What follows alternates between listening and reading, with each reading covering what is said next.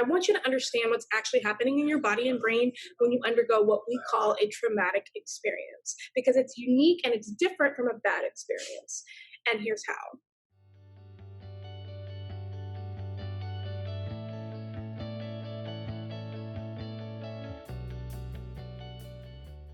My passion in this life and in this work is to educate people about what's happening in their body and brains and help you feel like you have more options for how you're responding and moving through the world instead of just being on autopilot. P.S. Excuse my loud husband teaching upstairs.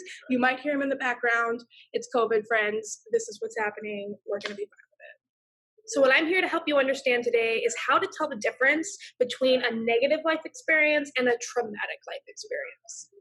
When you experience something that's traumatic, that means that it's a bad experience, but it's intensified by the fact that you feel helpless within it. So you're not able to engage in either your fight or your flight instincts, and instead you feel trapped in the moment, and that's what actually causes a memory to get stored as a trauma memory in your brain.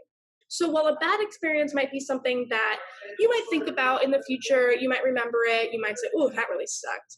It's not something that's going to cause triggers. So it's not something when you smell or hear or see something that reminds you of what happened, you're going to have a really strong body response. So sometimes that's going to be an emotional response. Sometimes you'll feel angry, you'll feel sad, you'll feel afraid, and you might not be even totally sure why. You'll just start to feel a strong emotion and not be totally in touch with why.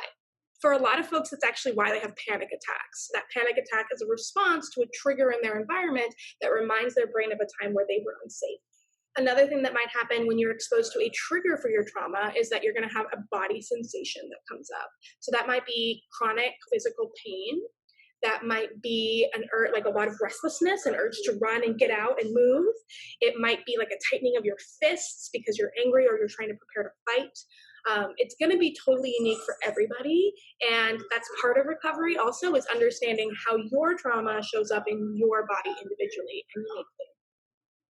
The reason you're having those emotional and somatic or body-based responses is because your brain has stored the experience that you had that was overwhelming and where you felt trapped or helpless into a part of your brain that believes that that trauma is still occurring, like right now. So even if logically you have an understanding that, yes, this bad thing happened 2, 5, 10 years ago, your body and your brain are really not on the same page as you. As long as that memory is stored in the part of the brain that says this is happening now, you're still going to continue to experience those triggers, and you're going to continue to experience a lot of the symptoms of PTSD that are associated with trauma. So that's why one of the things, if you're doing trauma therapy, your therapist hopefully is hounding you a lot about grounding and regulating your nervous system.